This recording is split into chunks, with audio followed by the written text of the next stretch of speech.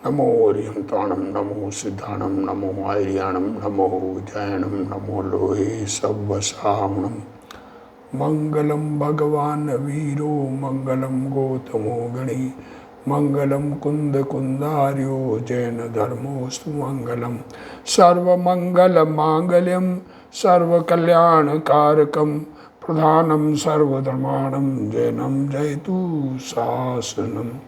मंगलमय मंगलकरण वीतराग विज्ञान, नमो ताहि जाते भय अरहंतादि महान। करि मंगल करियो महा, ग्रंथ करण के काज, जाते मिले समाज सब, पावे निज पद राज। मिथ्या भाव अभाव ते, जो प्रगटे निज भाव, सो जयवंत रहो सदा, यही मोक्ष उपाय। बहुविधि मिथ्या गहन करी, मलिन भयो निज भाव, ताकऊ होत अभाव है, सहज रूप दर्शाव। मोक्ष मार्ग प्रकाशक पूज्य गुरुदेव श्री के प्रवचन भाग 2, अन्य मत की समीक्षा चल रही है। हाँ, अन्य मत में किस किस प्रकार से वर्णन है, देखो क्या कहना चाह रहे हैं, समझ में आवे जैसी बात है। देखो सो देखो, झूठ क्या कह रहे, शरीर का धर्म कह देते हैं। आप जान जानकर प्रवृत्ता है, क्या कह रहे हैं, खुद जानता है और उस कार्य में लगता है। अंदर में राग भाव है, अंदर में इच्छाओं का आडंबर है, और उसे तो शरीर का धर्म बतलाता है। जानते हुए प्रवर्तन करता है, स्वयं उद्यमी होकर कार्य करता है, उसे प्रारब्ध भाग्य कहता है। शुभ उद्यम करके काम करता है और कहता है मेरे भाग्य में ऐसा ही था। और आप इच्छा से सेवन करें, खुद की इच्छा से सेवन करें, उसे ईश्वर की इच्छा बतलाता है। देखो क्या क्या बात है कि खुद जान जान कर प्रवर्तन करता है, उसको शरीर का धर्म कहता है।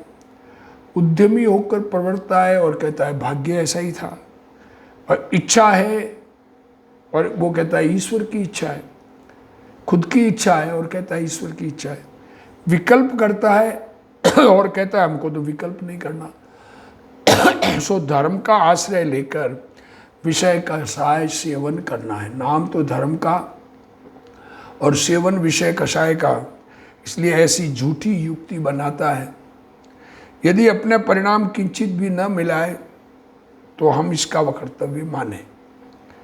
जैसे आप ध्यान धरे बैठा हो, क्या कह रहे, अपने परिणाम नहीं मिलावे तो हम माने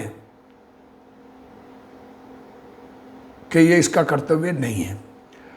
खुद जिस दृष्टांत दिया, जैसे खुद तो ध्यान धारण करके बैठा हो और कोई अपने ऊपर वस्त्र डाल गया हो, वहां किंचित सुखी न हुआ। क्या कह रहे, ध्यान में बैठे हैं नग्न दिगंबर मुनिराज, और कोई अज्ञानी उनके शरीर पर वस्त्र डाल दे और उससे अच्छापन न भासे, डाल दिया बहुत अच्छा किया उसने,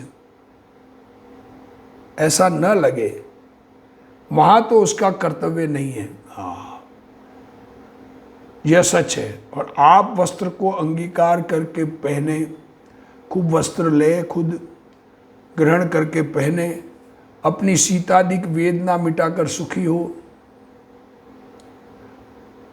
खुद को ठंड लग रही है तो ठंड का दर्द कम हुआ, अच्छा हुआ, वस्त्र ओढ़ा दिया अगले ने। वहां यदि अपना कर्तव्य नहीं माने तो कैसे संभव है।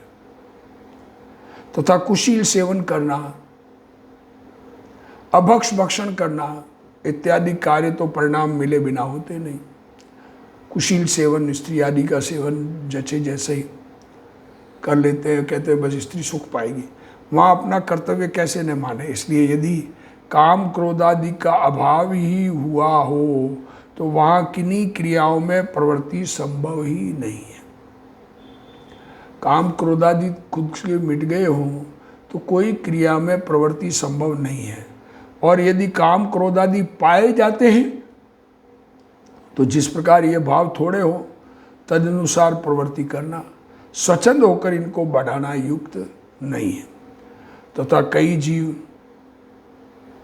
देखो अब ये तो इतना हो गया, स्वच्छंद होकर काम क्रोध भावों में लगा रहे और कहे ये भगवान का धर्म है, हमारा नहीं है, शरीर का धर्म है, प्रारब्ध भाग्य ऐसा ही है, ऐसी इस प्रकार बातें करे। और कई जने क्या करते हैं, जीव पवनादि की साधना करके, वायु साधन, पवन की साधना, ऐसे पवन निकालना रखना, जो भी साधना करके अपने को ज्ञानी मानते हैं, पेट अंदर ले जाते वगैरह। वहाँ ईड़ा, एक नाक से पवन डालना, एक से निकालना, ऐसे ईड़ा, पिंगला, सुषुम्ना रूप नासिका द्वार से पवन निकले या हवा के निकलना, ये तरह तरह से है। अब अपने इसके बारे में ख्याल में नहीं। वहाँ वर्णादिक भेदों से पवन ही की, अब रंग अलग अलग आवे तो पवन में ही पृथ्वी तत्वादि रूप कल्पना करते हैं और उसके विज्ञान द्वारा किंचित साधना से निमित्त का ज्ञान होता है। आहा, अंदर कुछ सूक्ष्म उस प्रकार का होता है कि निमित्त से कुछ पदार्थों की समझ हो जाती है, ज्ञान में ख्याल में आ जाता है। इसलिए जगत को इष्ट अनिष्ट बतलाते हैं, आप महंत कहलाते हैं। दुनिया को इष्ट अनिष्ट बतलाकर बड़े बड़े संत है, सारा भविष्य वेता है, भविष्य बता देते हैं। सो यह तो लौकिक कार्य है, कहीं मोक्ष मार्ग नहीं है। जीवों को इष्ट अनिष्ट बतलाकर उनके राग द्वेष बढ़ाए, किसी को इष्ट अनिष्ट बतलावे दुनिया को, तो उससे तो राग द्वेष बढ़ेंगे, घटेंगे नहीं। और अपने माने और खुद के मान लोभ आदि उत्पन्न करे, इसमें क्या सिद्धि है। तथा प्राणायाम आदि साधन करे, प्राणायाम करे, सांस को रोकना आदि, जो भी पवन को चढ़ाकर समाधि लगाई कहे, पवन अंदर में रोक के समाधि में बैठ जाते मिट्टी में, जमीन में, और फिर 2-3 दिन बाद जिंदा निकलते हैं ऐसे। सो ये तो जिस प्रकार नट साधना द्वारा हस्तादि से क्रिया करते हैं, नट करता है साधना से, उसी प्रकार यहाँ भी साधना द्वारा पवन से क्रिया की। हस्तादिक और पवन ये तो शरीर ही के अंग है, शरीर में ही, वायु भी शरीर का ही अंग है, पेट वायु भी होती है शरीर में, और वो शरीर का पार्ट है। जैसे खून है वैसे हवा भी पार्ट है। इनके साधन से आत्महित कैसे सधेगा। तथा तू कहेगा वहाँ मन का विकल्प मिटता है। क्या कहते हैं, मन शांत होता है, विकल्प नहीं होता, सुख उत्पन्न होता है, यम के वशीभूत पना नहीं होता, सो मिथ्या है। जिस प्रकार निद्रा में चेतना प्रवृत्ति मिटती है, क्या कह रहे हैं, मन के वशीभूत, नींद में चेतना नहीं, ज्ञान मतलब ऐसा है कि ज्ञान गड़बड़ हुआ, ज्ञान में जानने में नहीं आते पदार्थ होते हैं वो। उसी प्रकार पवन साधने से वहाँ चेतना की प्रवृत्ति मिटती है, शून्यपना हो जाता है।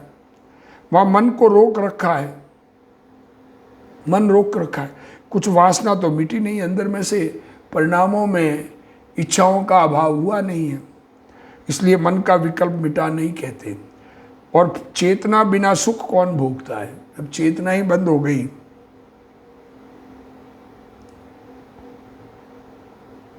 चेतना की प्रवृत्ति ही मिट गई, तो फिर सुख का भोग किसको होता है। तुम कहते हो सुखी होते हैं, इसलिए सुख उत्पन्न हुआ नहीं कहते।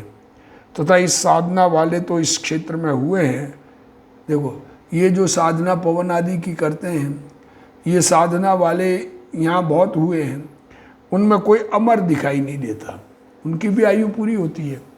अग्नि लगाने और अग्नि लगाने से उसका भी मरण होता दिखाई देता है, इसलिए यम के वशीभूत नहीं है, ये झूठी कल्पना है।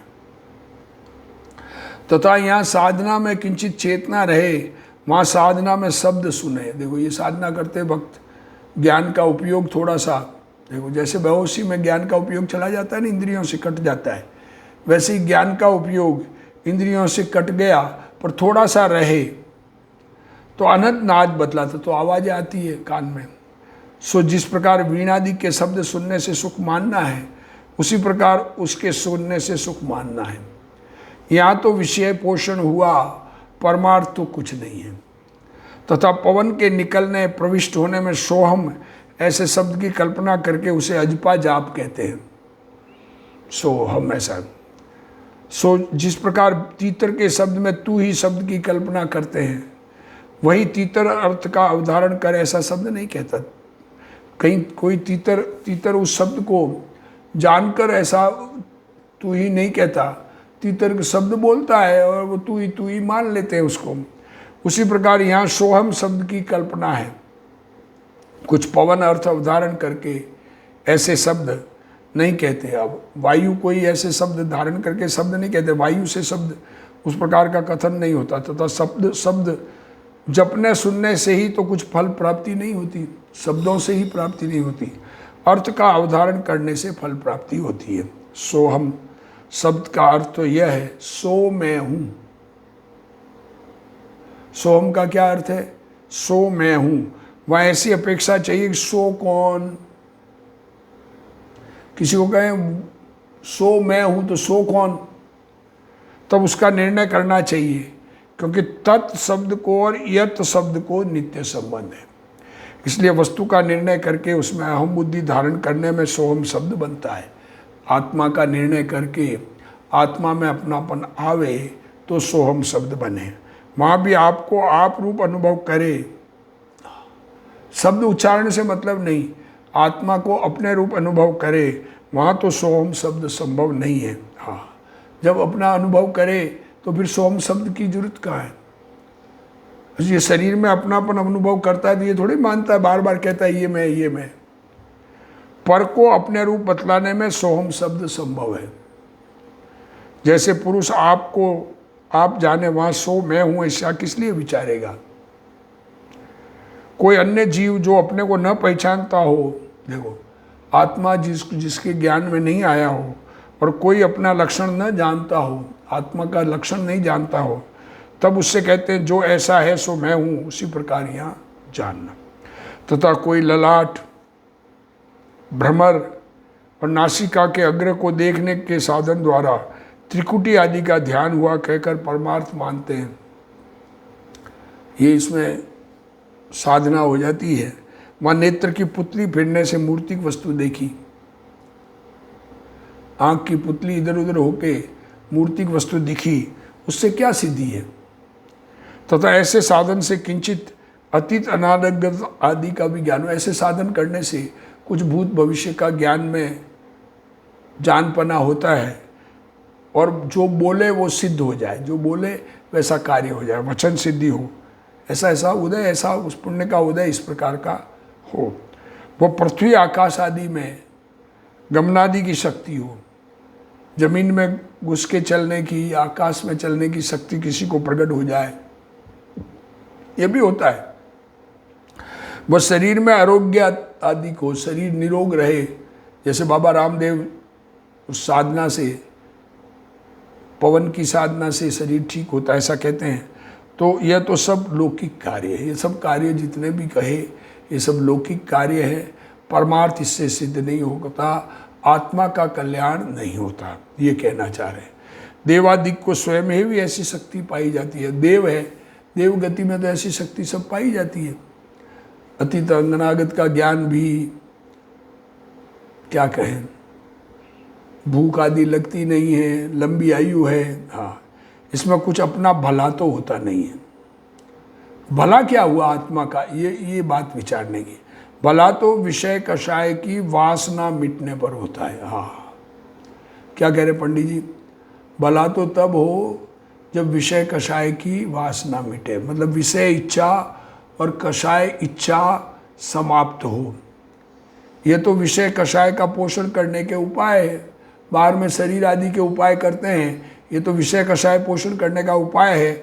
इसलिए यह सर्व साधन किंचित भी कार्यकारी नहीं है। इनमें कष्ट बहुत, मरणादि पर्यंत होता है और हित सद्धता नहीं है। इसलिए ज्ञानी वृथा ऐसा खेद नहीं करते। इसलिए इस प्रकार इससे कोई हित साधन नहीं, दुनियादारी के काम में ज्ञानी हित करते नहीं। धन कमाना आदि काम ही जब छोड़ दिया तो ऐसे कामों में ज्ञानी क्यों लगेंगे, ये बात सोचने की है। कसाई जीव ही ऐसे साधन में लगते हैं। मान आदि पोषण करना हो, दुनिया में बड़ा दिखना हो, ऐसे परिणाम वाले जीव ही इन कार्यों में लगते हैं। तथा किसी को बहुत तपचरणादि द्वारा मोक्ष का साधन कठिन बतला। अब किसी को तो उपवास से तप का साधन करके मोक्ष का साधन बताते हैं, और किसी को सुगम सरलता से मोक्ष हुआ कहते हैं। उद्धवादी को परम भक्त कहकर उन्हें तो तप का उपदेश दिया कहते हैं। उद्धव कोई होगा हिंदुओं में, अपने ख्याल में नहीं। और वेश्यादि को बिना परिणाम, देखो अब वेश्या है, उसको कोई भाव नहीं बदले, पर नाम जपना किया, उससे ही तैर गई, वो पार हो गई, मोक्ष में चली गई, कोई ठिकाना नहीं है। इस प्रकार मोक्ष मार्ग को अन्यथा प्ररूपित करता है। अब गुरुदेव श्री के प्रवचन, पेज नंबर 61। अब विज्ञान योग से मोक्ष मार्ग प्रकाशक, दूसरा भाग, पेज नंबर 61। ज्ञान योग से मोक्ष की प्राप्ति कहते हैं। एक अद्वैत सर्वव्यापी ब्रह्म को जानना, उसको ज्ञान कहते हैं, परंतु वह मिथ्या है, ये बात पहले कही है। अपने को सर्वथा शुद्ध मानते हैं। काम क्रोध आदि व शरीर आदि को भ्रम ही मानते हैं, परंतु सभी आत्माएं पर्याय से भी शुद्ध ही है, ऐसा नहीं है। हा। सारी आत्माएं पर्याय से शुद्ध हो, ऐसा नहीं है, क्योंकि स्वयं यदि शुद्ध ही है तो मोक्ष का उपाय किस लिए करता है। सब आत्माएं पूर्ण रूप से शुद्ध हो, ऐसा नहीं है, अवस्था में गड़बड़ है। अगर शुद्ध हो तो फिर इलाज किस लिए करना, बीमारी ही नहीं तो इलाज किसका करना। जो दुखादि होते हुए शरीर का धर्म नहीं, परंतु आत्मा ज्ञानानंद स्वरूप को भूल जाता है। दुख होता है ना, तो दुख कहते शरीर में हो रहा है, दुख शरीर में नहीं, आत्मा अपने स्वरूप को भूला हुआ है, और आत्मा में विकार होता है, वह दुख है। आत्मा राग द्वेष रहित होता है, वह दुख है। वह आत्मा में होता है, शरीर में नहीं होता। अब देखो, शरीर तो अमूर्तिक है, ज्ञान ही नहीं है, चेतना रहित है, तो उसको दुख की फीलिंग ही नहीं है शरीर को। तो दुख की फीलिंग किसको है? आत्मा को है, और अपना स्वभाव भूल गया और शरीर के सन्मुख अपना लक्ष्य करता है तो दुखी होता है। आत्मा शुद्ध ही हो तो कुछ करने को रहता नहीं। अतः आत्मा द्रव्य से शुद्ध है, द्रव्य आत्मा द्रव्य रूप से शुद्ध है, पर्याय अपेक्षा अशुद्ध है, ऐसा मानना यथार्थ है। आत्मा की पर्याय में विकार है, उसको सर्वथा भ्रम ही मानने वाला ज्ञान खोटा है। देखो, अवस्था में जो विकार है और उसको सर्वथा भ्रम माने, वो भी खोटा है। विकार का अभाव तो स्वयं जब करेगा तब होगा, हाँ, और शरीर आदि का तो आत्मा में अभाव है, हाँ। आत्मा में शरीर नहीं है, शरीर का तो आत्मा में अभाव है, परंतु निमित्त नैमित्तिक संबंध अभी है, फिर भी उसका सर्वथा अभाव मानना वह भ्रम है। तथा सर्वथा अद्वैत मानने वाला मोक्ष के उपाय को भी भ्रम कहता है। रस्सी में सर्प का आरोप किया तो वहाँ सर्प अन्य है, तो रस्सी से सर्प का आरोप करते हैं। देखो क्या कहते हैं, अब रस्सी में सर्प का आरोप करते हैं ना, सर्वथा अद्वैत मानना भ्रम है, तो रस्सी में सर्प का आरोप करते हैं, तो सर्प नाम का कोई प्राणी है कि नहीं जगत में? दूसरा है, इसलिए उसमें आरोप किया है। ऐसे रस्सी और सर्प दो वस्तुएं सिद्ध हुई, इसलिए सर्वथा अद्वैत ही है, ऐसा नहीं है। तथा अशुद्ध माना था वह अत्यंत भ्रम ही नहीं, हाँ, आत्मा अशुद्ध है, वह एकांत भ्रम नहीं है। पर्याय में अशुद्धता है और स्वभाव में शुद्ध है। पर्याय में काम क्रोधादि होते हैं, ऐसा जानना वह यथार्थ है, परंतु अशुद्धता होने पर भी वर्तमान में शुद्ध मानना योग्य नहीं है। वर्तमान में शुद्ध मानने का ज्ञान योग कहते हैं, परंतु वह खोटी बात है। तथा उस विकार को मन का धर्म कहते हैं, वह भी सत्य नहीं है। काम क्रोधादि होते हैं, वे मन के निमित्त से आत्मा की अवस्था में होते हैं। काम क्रोधादि भाव निमित्त मन है, पर होते आत्मा में है। आत्मा की वर्तमान अवस्था, बीमार अवस्था में काम क्रोधादि भाव होते हैं, ये मन में नहीं होते, मन के माध्यम से ज्ञान किए जाते हैं। तथा आत्मा मनन करता है, वह ज्ञान है, और वह भाव मन द्वारा होता है, इसलिए वह आत्मा का स्वरूप है। ये बात समझना। काम क्रोधादि भाव विकारी भाव है, आत्मा के विकारी भाव है, अज्ञान दशा में आत्मा में विकारी भाव होते हैं, ऐसा स्वीकार करना। एकांत से विकारी भाव होते ही नहीं, ऐसा नहीं मानना। वह आत्मा से अलग भाषित नहीं होता। भगवान को जड़ कहे वह भी उचित नहीं है। भाव मन को जड़ कहे वह भी उचित नहीं है, क्योंकि भाव मन तो जड़ नहीं है, वो तो चेतन है। और यदि ब्रह्म भाव मन से भिन्न हो तो ब्रह्म में वो अपनापन किस लिए मानता है? देखो, भाव मन अगर ब्रह्म से भिन्न हो, द्रव्य मन तो जुदा है, शरीर में आकार है, पर आत्मा में भाव परिणाम रूप मन, जैसे आँख है, आँख के माध्यम से रंग का ज्ञान करने वाली भाव इंद्रिय है, वो आत्मा की है। उसी प्रकार मन के माध्यम से ज्ञान करने वाला भाव, वो भाव मन है।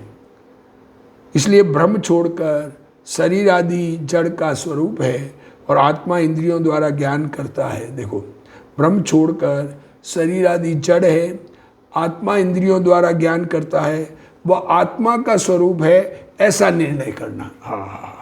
इंद्रियों के माध्यम से जानने वाला चैतन्य भगवान है, ये निर्णय करना।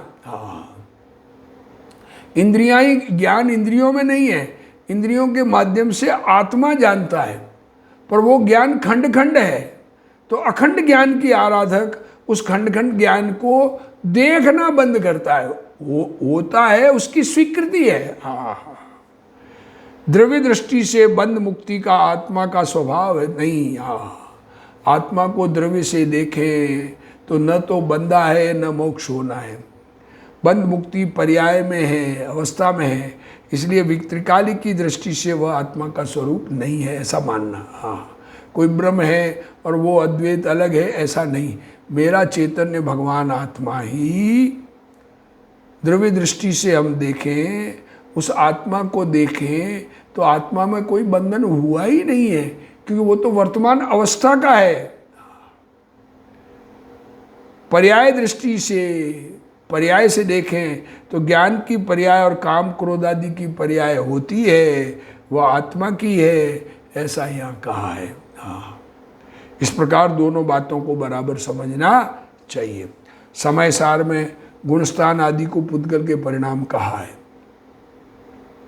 समय सार में जैसे ये जैसे कहते हैं ना, पुद्गल के हैं, आत्मा के नहीं है, वैसे समय सार ग्रंथ में, दिगंबर ग्रंथ में भी पुद्गल के परिणाम कहा है। वह द्रव्य की अपेक्षा से कहा है, द्रव्य दृष्टि से कहा है। यहाँ पर्याय का ज्ञान कराते कि अशुद्धता हो रही है, वह तेरी पर्याय है और तेरे कारण हुई है। किसी पर से वह पर्याय नहीं हुई। वस्तु को माने और पर्याय को न माने तो मिथ्यात्व है। क्या कह रहे हैं? वस्तु है और उसकी अवस्था नहीं हो, क्योंकि वस्तु द्रव्य गुण पर्याय रूप होती है, और अकेली पर्याय को जाने, वह वस्तु को नहीं माने तो वह भी मिथ्यात्व है। काम क्रोध आदि क्षणिक है, वह अपना स्वभाव नहीं। बस ये स्वीकार करना है। काम क्रोध आदि आत्मा में हो रहे हैं, वो क्षणिक है, वो परमानेंट नहीं है, और आत्मा का स्वभाव नहीं है। स्वभाव की एकाग्रता से इनका अभाव हो जाता है। ऐसा जानकर जो स्वभाव का भान करेगा और स्थिरता करके उनका अभाव होगा, तब केवल ज्ञान होगा। वर्तमान इंद्रिय और मन के अधीन जो ज्ञान है, उसका अभाव होगा, तब केवल ज्ञान होगा और आत्मा शुद्ध होगा। परंतु वर्तमान में सर्वथा शुद्ध मानना योग्य नहीं है। इस प्रकार बुद्धि अहंकार आदि है, वे काम क्रोध आदिवत औपाधिक भाव है। अंदर में आत्मा में अहंकार का परिणाम, वो काम क्रोध आदि जैसे आत्मा की उपाधि है, आत्मा की बीमारी है। उन्हें आत्मा से सर्वथा भिन्न जानना वह भ्रम है। वे अपनी पर्याय में होते हैं, ऐसा जानना व मानना। आत्मा में वर्तमान में काम क्रोध आदि भाव होते हैं, यह जानना व मानना वह यथार्थ है। विकार कर्म के कारण होता है, ऐसा मानना भी भ्रम और अज्ञान है। विकार कर्मों के कारण नहीं होते, आत्मा की खुद की कमजोरी से होते हैं। शास्त्र में विकार को पर का कहा है, शास्त्र में कहा है विकार पर है, वह तो त्रिकाल स्वभाव में नहीं, वो स्वभाव के नहीं है और उसका नाश हो सकता है, इस अपेक्षा से द्रव्य दृष्टि कराने के लिए कहा है, परंतु इससे पर्याय में विकार नहीं है, ऐसा नहीं है। आत्मा ज्ञानानंद मूर्ति त्रिकाल शुद्ध है, उसकी पर्याय में विकार है, वह अपना स्वभाव नहीं है।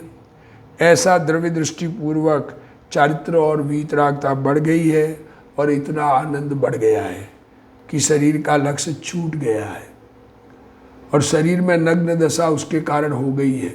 ऐसी मुनि दशा है। स्वरूप का आश्रय करने पर शरीर का लक्ष्य छूट गया है, इसलिए शरीर में नग्न दशा हो गई है। मात्र अकेली शरीर की नग्न दशा होवे और आत्मा का भान नहीं होवे, उसे भगवान मुनिपना नहीं कहते। आत्मा की समझ जिसे नहीं है और शरीर में नग्नपना हो, वो उसे भगवान मुनिपना नहीं कहते। आत्मा की पर्याय में राग द्वेषादि होते हैं, वे आत्मा से सर्वथा भिन्न ही है, ऐसा जानना चाहिए। अवस्था में मिथ्या भ्रांति अज्ञान है, ऐसा निर्णय करके पर्याय बुद्धि छोड़ना और स्वभाव बुद्धि करना योग्य है। परंतु मेरी पर्याय में विकार है ही नहीं, मुझे विकार मुझ में है ही नहीं, ऐसा मानकर पुरुषार्थ नहीं करे, स्वरूप एकाग्रता का अभ्यास नहीं करे, स्वरूप की समझ का अभ्यास न करे और स्वच्छंदता का पोषण करे कि ये तो मेरे है ही नहीं, वह तो मिथ्यात्व भाव है और वह तो भटक कर मरने का रास्ता है। ये अन्यमति जो ऐसा मानते हैं कि हमारा धर्म नहीं है, अरे अंदर में विकार तो हिलोड़े ले रहा है और मान रहा है कि मेरे विकार मेरे नहीं है। इसलिए यथार्थ ज्ञान करके स्वभाव दृष्टि का पुरुषार्थ करना ही योग्य है। अब वे अहंकार का त्याग बताते हैं। अन्यमति क्या कहते हैं? मैं छोड़ो। एक मत तो प्रसिद्धि है दादा भगवान नाम से, और वह भी अन्यथापने बताते हैं। देखो वो खोटा बताते हैं। क्यों? कि कहीं भी अपनापन नहीं मानना, मैं पड़ा सब जगह से छोड़ देना, उसको अहंकार का त्याग बतलाते हैं। वह भी मिथ्या है, क्योंकि अपने में तो अपनापन करना पड़ेगा ना। आत्मा स्वयं में, उसमें अपनापन मानना वह अहंकार नहीं है।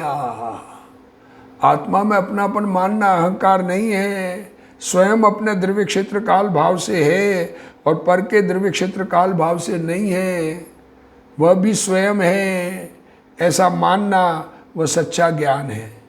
छोटे मोटे के ब्रह्म को छोड़ देने को अहंकार का त्याग कहते हैं, वह भी यथार्थ नहीं है। यह कोई बड़ा है कोई छोटा है, ये भ्रम छोड़कर अपने आप को बड़ा नहीं मानना, ये वह भी यथार्थ नहीं है। सच्ची समझ में छोटे बड़े लगते ही नहीं है। ये देखो, शरीर आदि पर पदार्थों में अहम बुद्धि नहीं करना। ये देखो क्या कहते हैं, शरीर आदि पर पदार्थों में अपनापन नहीं करना, अर्थात पर में कर्तापना नहीं करना और स्वयं अपने रूप से है ऐसा मानना, वह वास्तव में अहंकार का त्याग है। ये शरीर आदि से बड़प्पन नहीं है, ये छोटा बड़ा तो फिर शरीर आदि से बड़प्पन नहीं है, ये स्वीकार तो आवे ना। शरीर में अपनापन छूट गया, शरीर को अपना मानना छूट गया, आत्मा में अपनापन आ गया, इसका नाम अहंकार का त्याग है। इस बात की उन्हें खबर नहीं, इसलिए वे मिथ्या दृष्टि है। एकांत अपनापन छोड़ना ये भी सत्य धर्म नहीं है।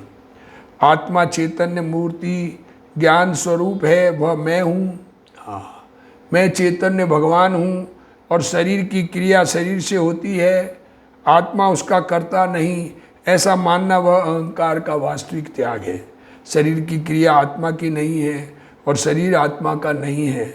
आत्मा पर में अहम बुद्धि न करे, बल्कि अपने में अहम बुद्धि करे। क्या कह रहे हैं? अहम बुद्धि छोड़ना एकांत नहीं है, अपना निर्णय करके अपने में अपनापन करना। अपन तो अपन है ना, जो है वैसा मानना है ना, जो नहीं है वैसा मानना है क्या? तो इसमें कुछ दोष नहीं है, वह तो सब में ज्ञान है। तथा सबको समान जानना, किसी की निंदा नहीं करना और किसी में भेद नहीं करना, उसको राग द्वेष का त्याग बतला। सारे सबको एक जैसा मानना, परंतु यह बात यथार्थ नहीं है। ज्ञानी इस प्रकार सबको समान नहीं जानते। हम सबको समान जानते हैं, हमारा नहीं है इस अपेक्षा सब समान है। हम दुनिया हमारा जो जहाँ पर भी हमारापन नहीं है वहाँ से राग द्वेष सहज छूट जाते हैं। तथा भेद पाड़ना उसे वे राग द्वेष मानते हैं। किसी को बड़ा और किसी को छोटा कहना, कहते हैं भाई आपका धर्म सच्चा नहीं, हमारा धर्म सच्चा, ये राग द्वेष है। ऐसा नहीं है, परंतु राग द्वेष के त्याग की यह विधि नहीं है, क्योंकि कोई चेतन है कोई अचेतन है। अब चेतन अचेतन समान कैसे होंगे? कोई सम्यक ज्ञानी है और कोई निगोदिया है। वो जीव एक जैसे, पर्याय में फर्क है ना दोनों का। इसलिए सबको समान मानना यथार्थ नहीं है। हाँ, पर वस्तु को इष्टनिष्ठ मानना वह राग द्वेष है। उस पदार्थों में से ये अच्छा और ये बुरा, ये मानना राग द्वेष है। हाँ, परंतु पर वस्तु जैसी है वैसी उसे जानना वह कोई राग द्वेष नहीं है। पर्याय अपेक्षा से मूर्ख, पंडित, देव, नारकी, निगोद आदि है, परंतु निगोद अनिष्ट है और केवली सिद्ध मुझे इष्ट है, ऐसा नहीं मानना। देखो, खुद को तो स्वरूप में एकाग्र होने पर सिद्ध दशा प्रकट होगी, उसकी बात यहाँ नहीं है। पर सिद्ध और निगोद के जीव वो अपने अपने में सत्य है, सब द्रव्य से भगवान हैं। और निगोद के जीव निगोद के हैं, उनमें ज्ञानहीन है, और सिद्ध भगवान सर्वज्ञानी है, ऐसा मानना ये राग द्वेष नहीं है। परंतु सिद्ध इष्ट है और निगोद के जीव अनिष्ट है, ऐसा नहीं मानना। देखो क्या कह रहे हैं, सिद्ध इष्ट है और निगोद के जीव अनिष्ट है, ऐसा नहीं मानना, इसका नाम सम्यक दृष्टि है।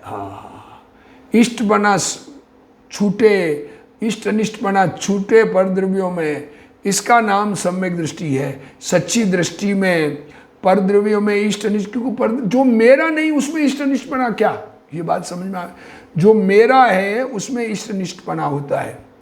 जो मुझे अच्छा करे, लाभ दे, वो इष्ट, और नुकसान करे वो अनिष्ट।